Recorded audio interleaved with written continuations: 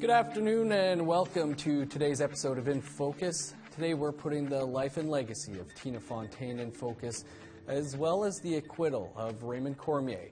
We want you to join in on our conversation. Our phone lines are open. Call us toll free at 1-877-647-2786. You can also tweet us at APTN InFocus. Use the hashtag Tina Fontaine. Before I introduce you to our guests, last week it was announced that Raymond Cormier was found not guilty in the second-degree murder of Tina Fontaine, just weeks after the verdict of Gerald Stanley trial was read.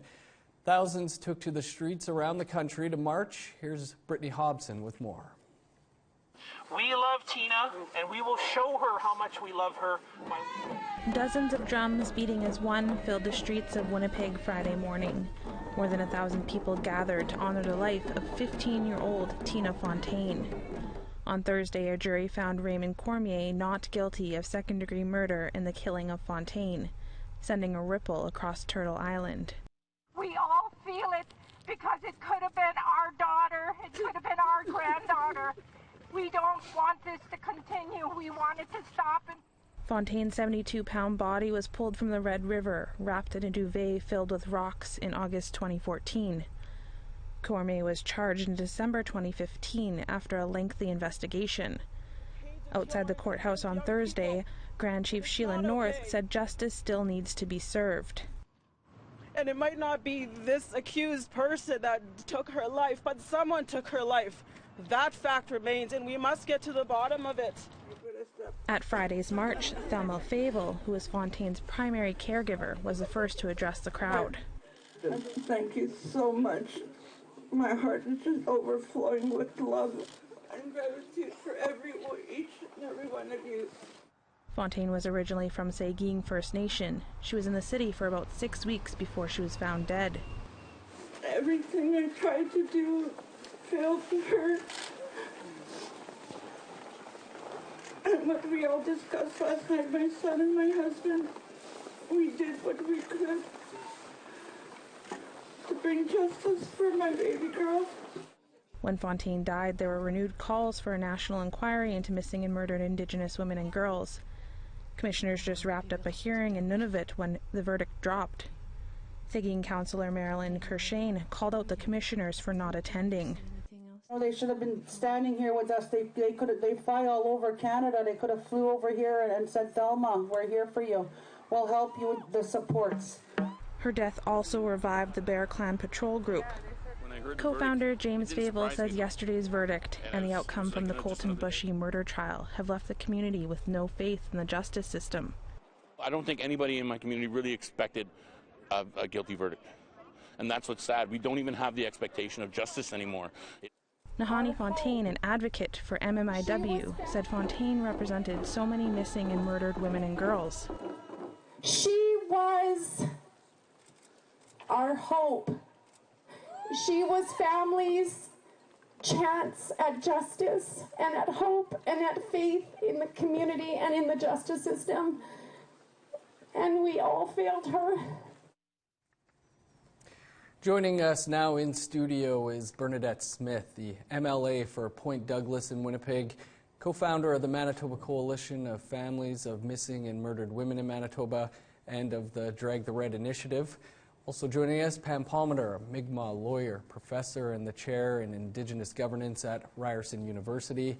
And joining us in our Ottawa studios, the Grand Chief of the Manitoba Keewatinowi Okimakanak, Sheila North. Thank you all for being with us here this afternoon. Grand Chief, you were in the courtroom as the verdict was read. What was your reaction and that of the nearly 100 people who had assembled for the verdict? Unfortunately, I wasn't surprised of the outcome. I don't think anybody really was, but of course extremely heartbroken and disappointed that it turned out that way, especially for Thelma, who cared for Tina in such a beautiful way, and to see her heart breaking in front of all of us was just devastating. Grand Chief, were you surprised to see how many people had come together for the verdict? No, not at all. This was something that I think a lot of us we're galvanized by together as a community, not just in Winnipeg, but as a nation. So we know that there was a lot of care and concern to the turnout, and I think everyone in the courtroom was hoping that some justice would be served. Of course, that didn't happen. Pam, the acquittal also came as no surprise to you. Maybe a little on why. Because we've been here 1,000 times before, even in the face of really glaring evidence. I mean, you can have people who admit to it on tape, you can have people who admit to doing it themselves, you can have people on video, and time again, it's not guilty, not guilty, not guilty, which sends a really horrific message to society that our women and girls, and our men and boys, in fact, are disposable, that we don't have the same value of human life, and that's a problem, and it's something that, this isn't new. I mean, for Canadians, these cases may seem like, aberrations, exceptional, but in fact, we've had numerous justice inquiries, we've had numerous cases like this. They haven't all hit the media, but it just happens time and time again. So we knew with a high degree of probability that this would be a non-guilty verdict. Bernadette, you heard James Fable there say in his clip that people are losing faith in the justice system. There's no faith there. Has it just been these past few weeks that Indigenous people have lost faith, or has this been an ongoing thing for some time? It's been an ongoing thing. I think when you look at how many people actually report and come forward with information, this speaks to it, because people know that if they report or they come forward, that justice isn't going to be served. You know, we had hoped that we would have got a guilty verdict, and more people would have, had that hope again, and people would have came forward with information, with the over 1,200 missing and murdered women in Manitoba, and many that are still unsolved, that have no answers, their loved ones are still out there somewhere. This is a testament to why people aren't coming forward, and, there needs to be a drastic change, not only with our justice system, but in society. We treat each other as, whether, your skin's white or brown, or you have money and I don't, or you live on one side of the city and I live on another. And we have to stop doing that. We have to start caring and sharing, and really being true to the treaties. The treaties were signed so that people could live harmoniously together and get all of their needs met and live a violent-free life. But here we are, 4 times likelier to leave our house and not ever be seen again. Grand Chief, online, social media, there was a lot of messages to the youth following these verdicts. What do you think that these 2 not guilty verdicts say to young people out there? Well, I think, unfortunately, not to be an extremist, but it was almost sending a message that it's still open season to take our young people away from their families and to disregard their safety and their well-being for granted. And that is exactly the opposite message that we want as leaders and advocates and family members to tell our young people. We have to tell them that they're valuable, that they are loved, that they are needed in our community. And I'm so glad that there was a groundswell of support for young people, Indigenous people, and non-Indigenous young people, because we're seeing their movement in the States as well as they fight against hate. So it was beautiful to see in that sense. Pam, do you think Indigenous youth out there needed to hear some of these messages of support to following these verdicts? Of course. I mean, look at the high suicide rates in our youth. Look at all of the obstacles that are in their path simply because they're Indigenous youth. That can cause one to not have a whole lot of hope, or to have, corresponding fear about, living life in an urban city. And we have to show, Indigenous youth that we are always behind them, that everything that we do as leaders and activists and family members is for their benefit, that we're working for them, not just the future generations, but the ones that are struggling to get by today. And I think it's important because they're faced with the real stark reality that they're going to face all of this racism, violence in society, that they're going to be over-policed and over-incarcerated, but under-policed and underserved and protected. So they need to know that we have our arms wrapped around them, and that we are going to stay together in unity and make sure that we fight for change and that they can be an effective part of this. And I was really encouraged at the rallies across the country for Colton and Tina that there was so many youth involved. So I think that's encouraging. And I think to add to that, Pam and Dennis and Bernadette, I think what the government needs to realize out of all of this is that they're going to be the potential voters, and they seem to be more engaged at this political level than we were probably in past generations as young Indigenous people. So that's the strength that they have. They're going to be the next ones to elect governments, and watch out for that to happen. Bernadette, none of us knew Tina Fontaine personally, but we all have spoken so much of her over the past few years. What did she mean to you? Well, she was the epitome of our families. This young girl. She wasn't the first that was found in that very same spot. Almost 10 feet away was Felicia Solomon Osborne. Before her was Miranda Anderson. So there have been many girls who had been found.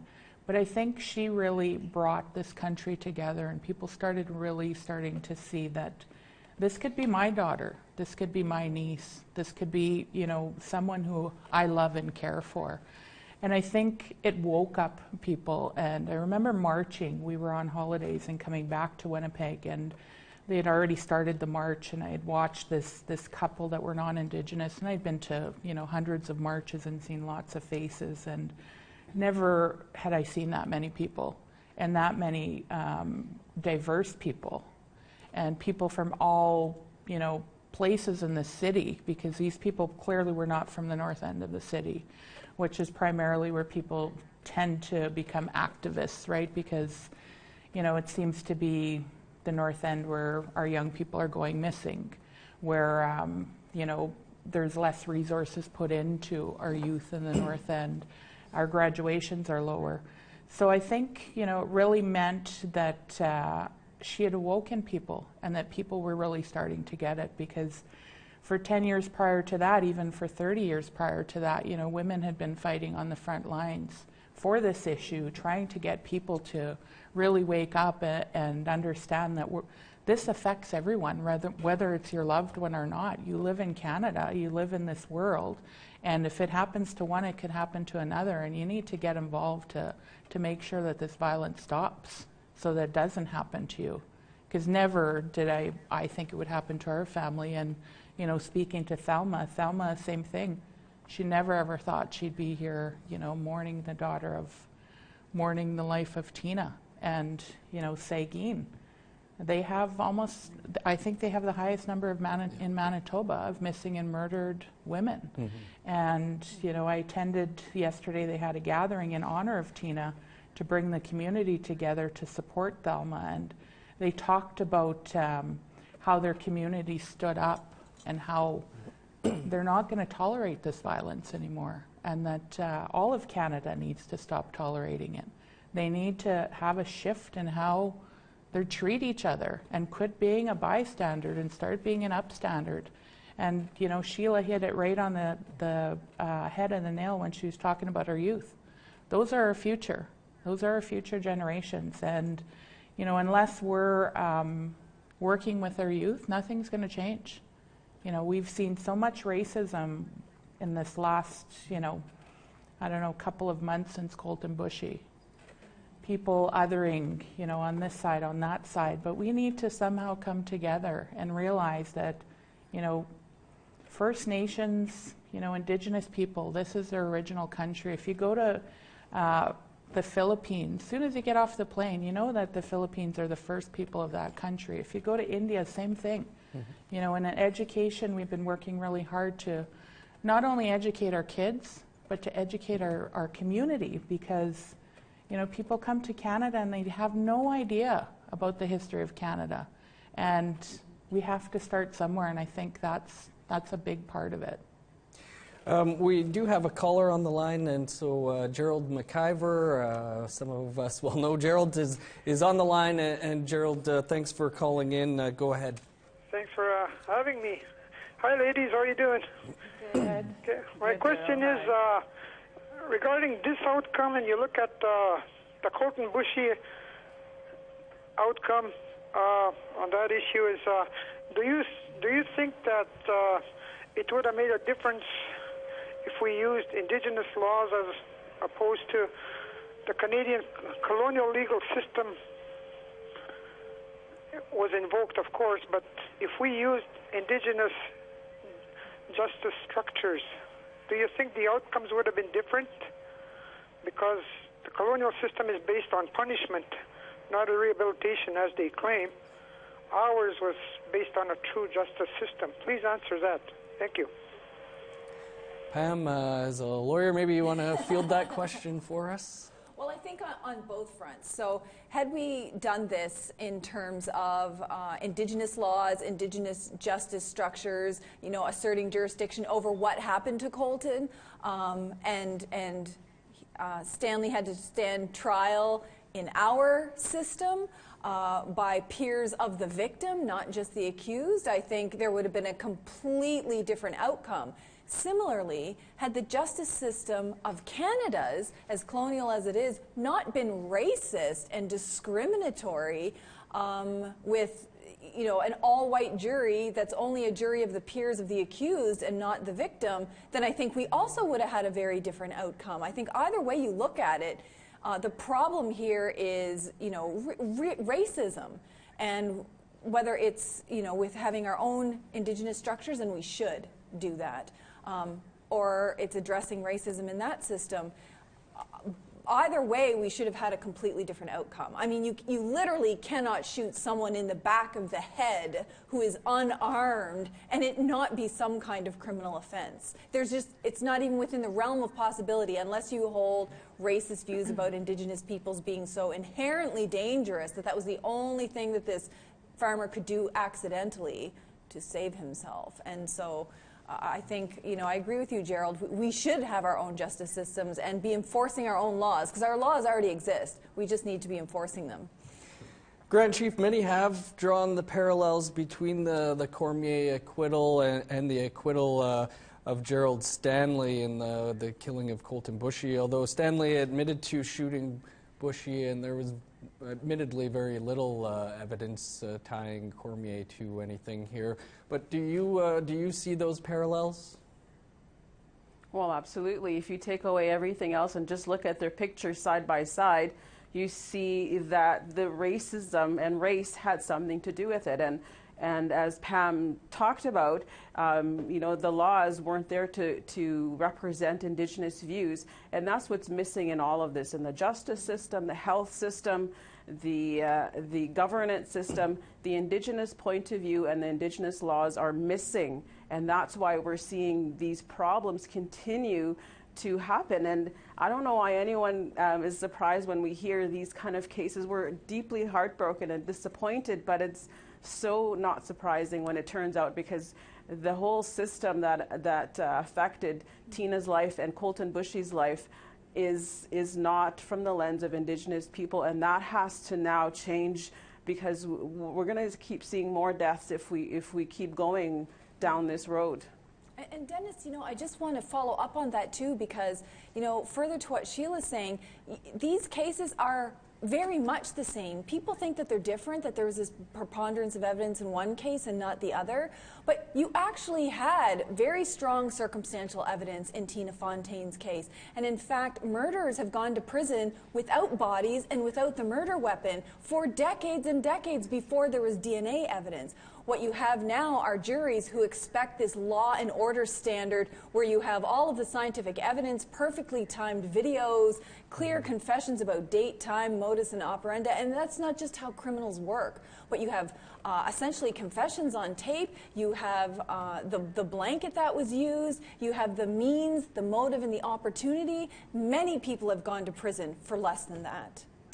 And to add to that, Pam and Dennis, sorry, I just wanted to add one more thing. You know that Sean Lamb, and I hate to even say his name, but he admitted to killing 3 of our beautiful women, and he was only charged for 2. He admitted to the 3rd one, and he's never been held to account for that, even though there isn't a body, and we may never find the body. I hope the family finds the body. But even with that admittance to police, he still wasn't charged for that presumed death. And we are going to talk a little bit more about the role of police, but first we have to throw to a quick break, and we'll be right back here on InFocus.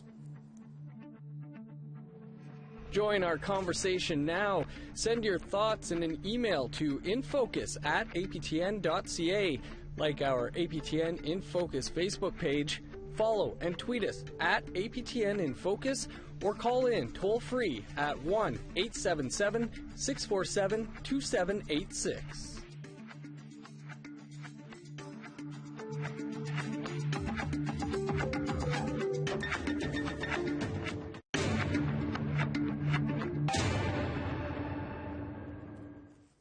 Welcome back to InFocus. There was a lot to say on social media this week about the question that we asked: How did you feel when you heard the verdict in the Raymond Cormier trial? Ruth Jacobs says, "I can't say I was completely shocked by the verdict, but when I heard the news, my blood still ran cold for her family and friends and her nation." Jane says, "I felt like we had failed Tina again. There should have been a lot more investigation. As soon as she was found, she died a horrible death and no one is being punished for it." Lorinda, I hope I'm saying that correctly, "I feel disgusted at this genocidal system in play. I feel fear for our young people's continued survival and how hard it will be for them." And Thea also wrote on Twitter, "Angry, frustrated that another Indigenous girl's murder hasn't seen justice, disgusted at the system, hashtag love for Tina Fontaine and her family."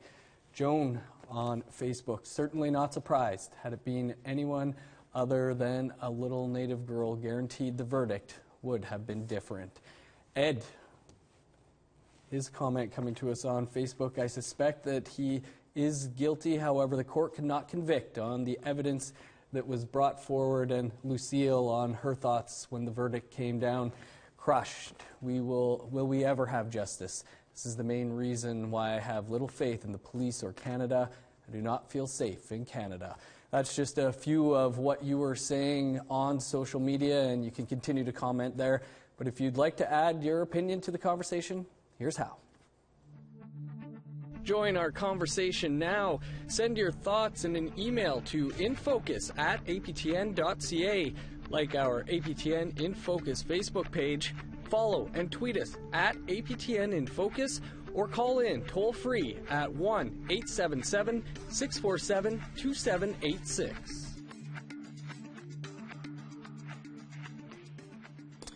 And welcome back here with our panel. We were talking about the police investigation before the break, and just want to go to a blog post that was written by James Jewell, a former Winnipeg homicide detective who we tried to get on today's show, but he was unavailable.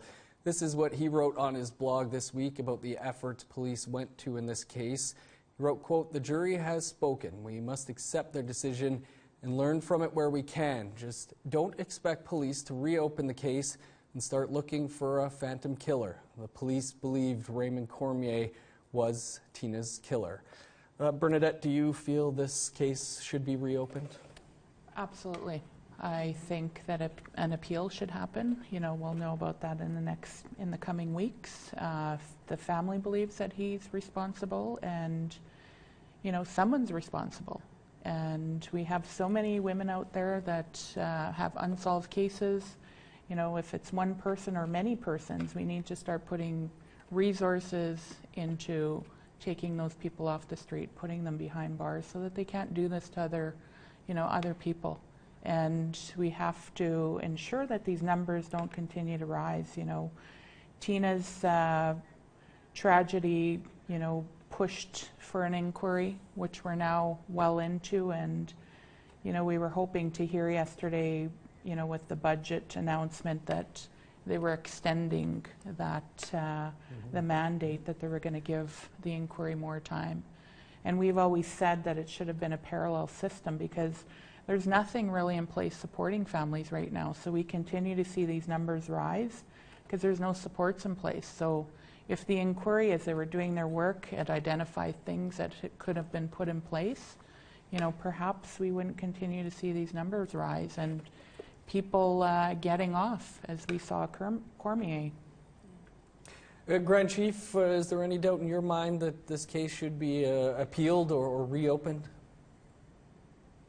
I agree with, the idea to reopen it and to study it further and to investigate it further. From the little information that I know, I believe that the Winnipeg police did their best and they exhausted many resources to try and find enough evidence to support a conviction. But, we also have to acknowledge that before Tina died, they also had involvement with her that really let her down.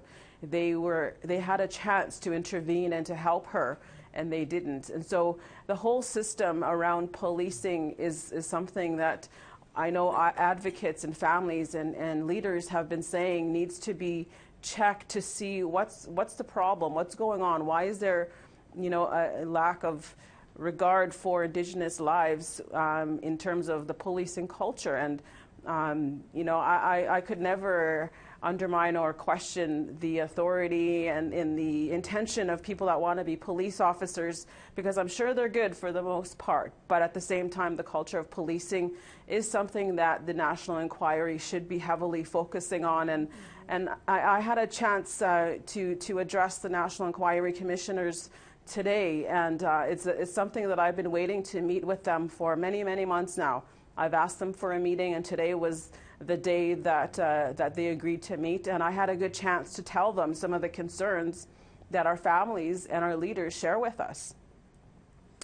Grand Chief, not to take away from the current conversation, but you're somebody who's called for the Chief Commissioner to step aside. What was the outcome of your meeting there today?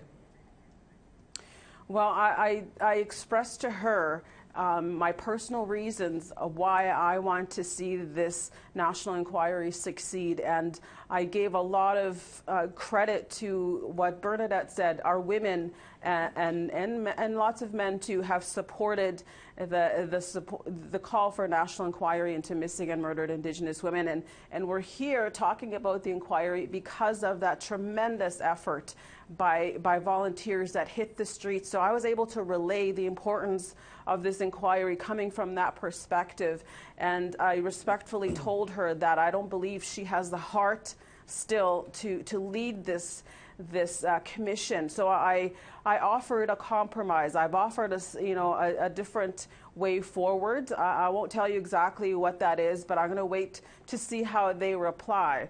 But I don't want them to ever say that we didn't try, because as advocates and as leaders, we're constantly trying. We have to constantly stand up for our families, and that's what we do. We change, we evolve, and we do our best to help our families. And that's what I did today. I went back to them and gave them another opportunity to stand with us, to help our families. There was a question of why they weren't there during this whole Tina Fontaine, trial of Raymond Cormier, and I had to tell them my disappointment in them not being there. So we have an opportunity to move forward in a good way, and I hope that they listen to our families and move forward with us in a good way. Pam, you heard in Brittany's story there from Band Councillor Courchain from Saugeen criticizing the inquiry commissioners for not being there for the rally. Is that fair criticism? No, of course it's fair criticism. I mean, it's coming directly from impacted community members. They've been saying this all along. I mean, we hardly even hear from them anymore. If a report was written right now, it'd have zero credibility. And we haven't even started to address any of the systemic issues. We know from the terms of reference, policing is off the table, and police as perpetrators is off the table. I mean, that's a fundamental part of murdered and missing Indigenous women. I mean, and it directly relates to Tina Fontaine's scenario, because we're not just talking about a whole bunch of individual predators or individual serial killers. We're talking about a whole system that's involved in the death of Tina Fontaine, so well beyond whether there's an appeal for Cormier or not. And what the outcome of that is, we need to hold the Winnipeg police accountable for over-policing and under-policing. We need to hold the foster care system accountable. We need to hold these federal and provincial governments for the chronic underfunding and theft of our lands and for allowing this racism to continue. There's a whole bunch of people that are involved in Tina's death in addition to the actual perpetrator themselves. And I think we need to keep that link, even if the national inquiry continues to go off the rails, or even if that appeal isn't successful in the Cormier case. We've got other culpable systems that haven't been held to account. And it's, you know, I did a lecture today at the University of Manitoba on the high level of police racism, abuse, sexualized violence, and corruption. It's rampant across all police forces in this country. And it's impacting not just Indigenous women and girls, but women and girls all across the country. And unless we get at police as facilitating or perpetrating these crimes as well, we'll never get to the root of murdered and missing Indigenous women and why police just do half-ass investigations. We have spoke about policing here, but as you mentioned, Child and Family Services also played a big role. Tina was in the care of Child and Family Services, or supposed to be at the time of her death. Here now is the new Families Minister, Scott Fielding, here in Manitoba, discussing if the CFS system had failed Tina Fontaine. Well, I think that there is a systematic failure in a lot of respects, whether that be police, whether it be CFS, whether it be a whole number of people that had contact with Tina. I'm going to reserve the indication of that. The Children's Advocate is working on a special report on the incidents related to that.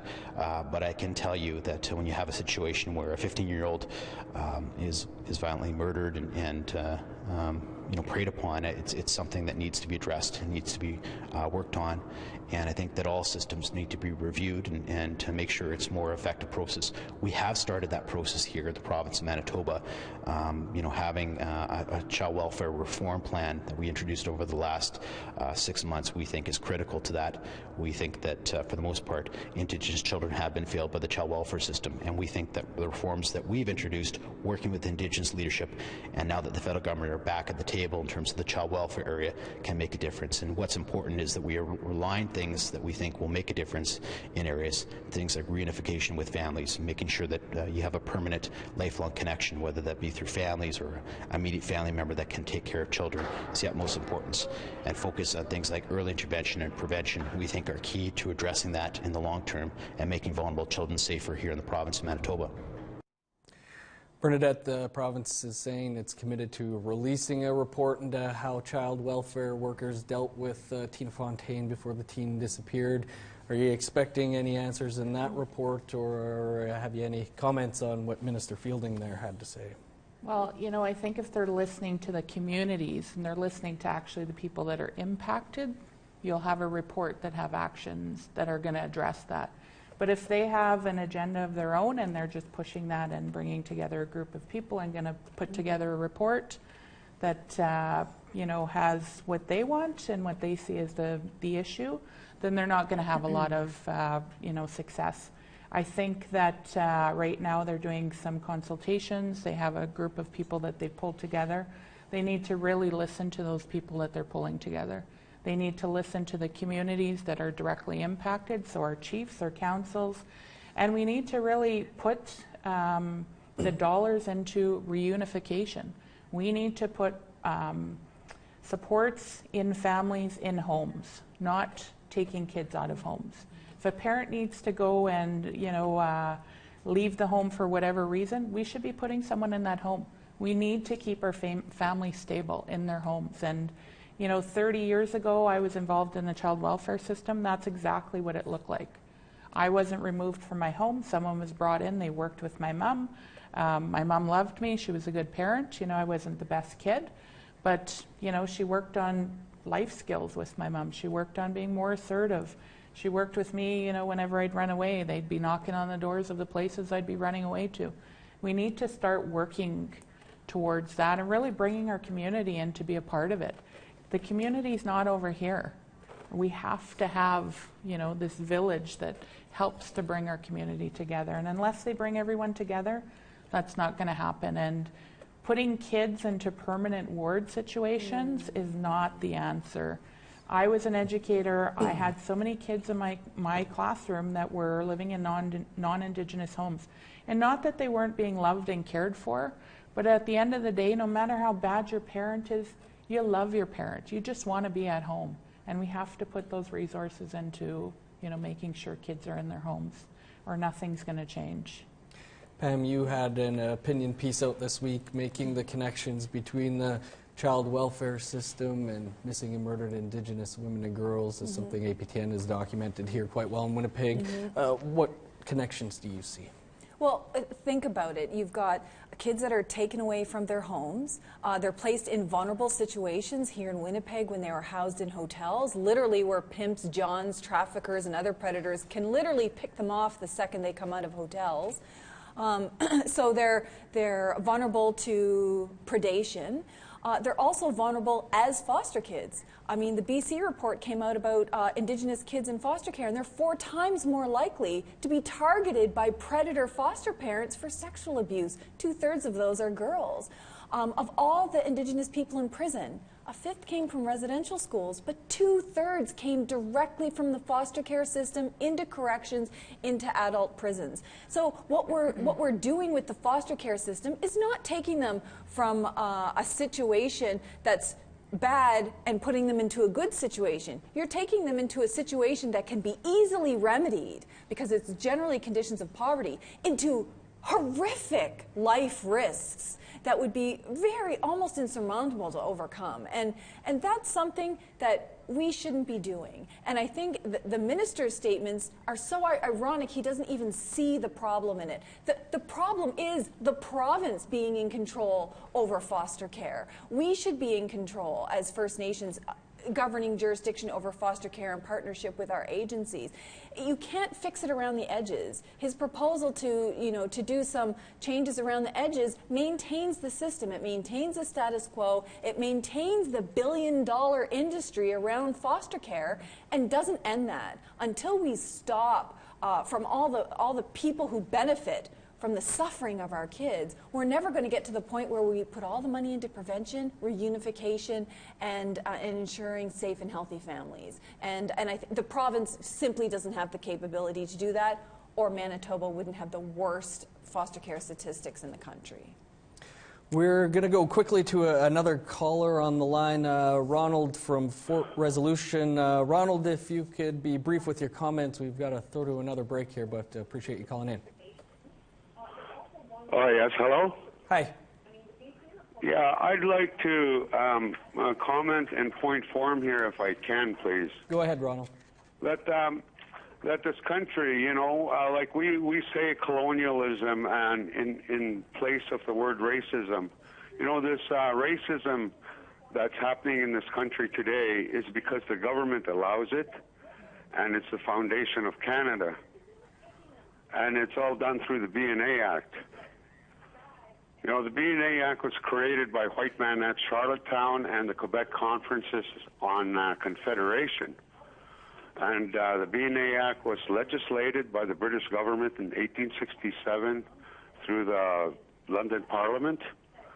The BNA Act was endorsed into law by the Queen Victoria in 1867. Now, the BNA Act also incorporated the Dominion of Canada in 1867. Section 9124 of the BNA Act identifies a label race of people for discrimination. The Indian Act was a result of Section 9124, and Section 9124 and the Indian Act are both racist acts. The residential schools were used to beat the Indian into us to fit us under Section 9124 of the BNA Act, rather than the lie that the Prime Minister Harper stated when he made his apology. He stated Ronald, that we are sorry for trying to beat the Indian out of the child. Sorry, Ronald, I apologize. We do have to throw to a quick break here, but appreciate you calling in.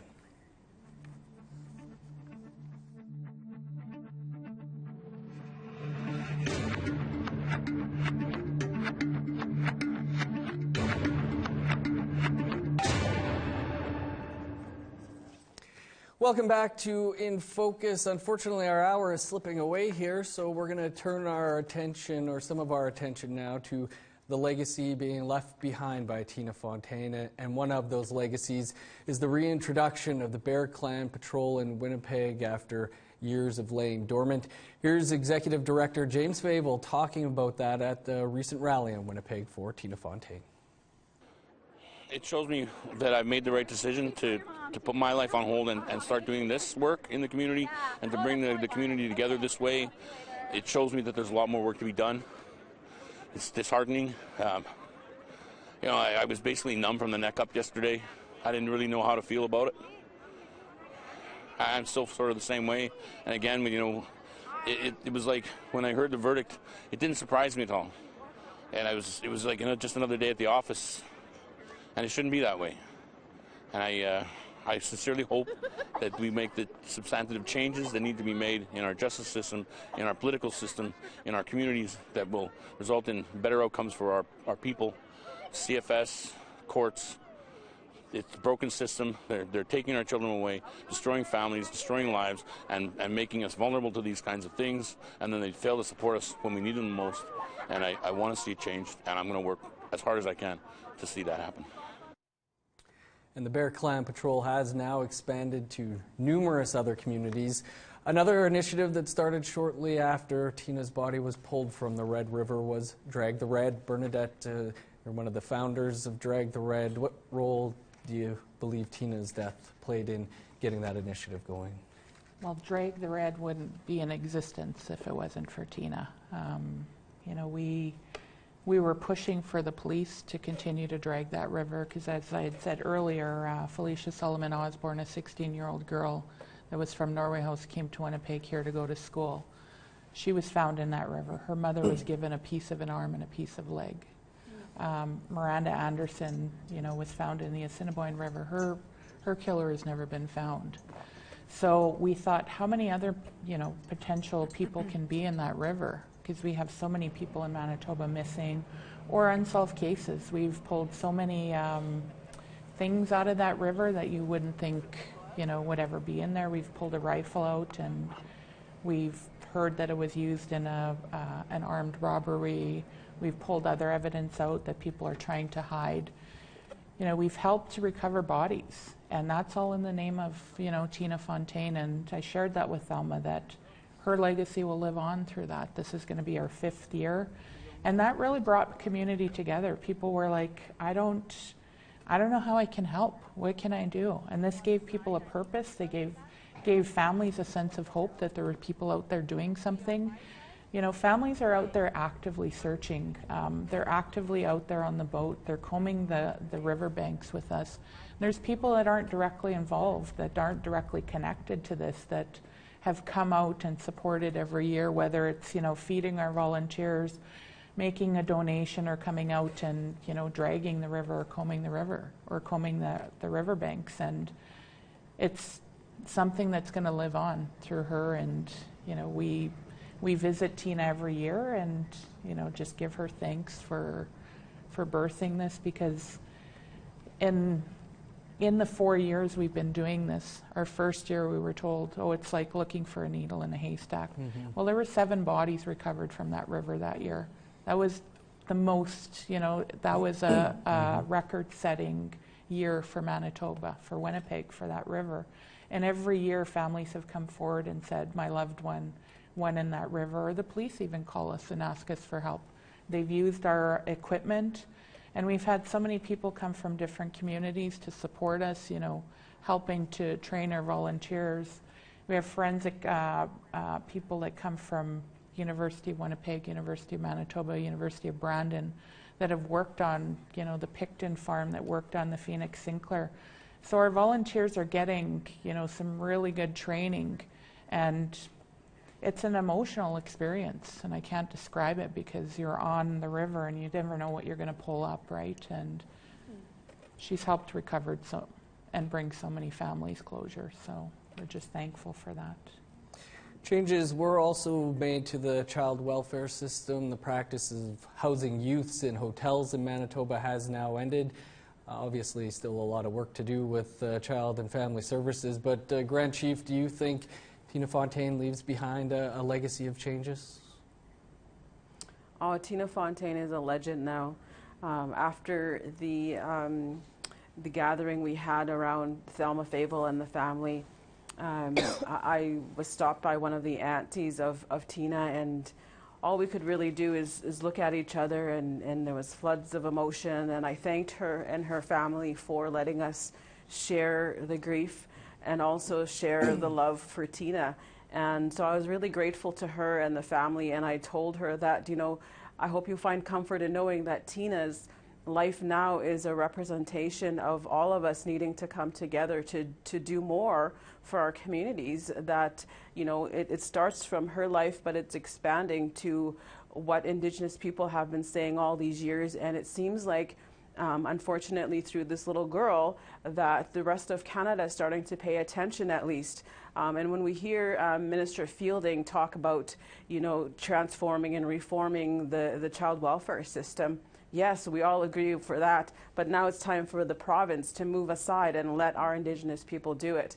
But before even all of that, I also want to acknowledge one hero that was also a part of this that we don't hear too much about, but my friend, the late Farron Hall, he was the reason why the police were in the river looking for him when he committed suicide.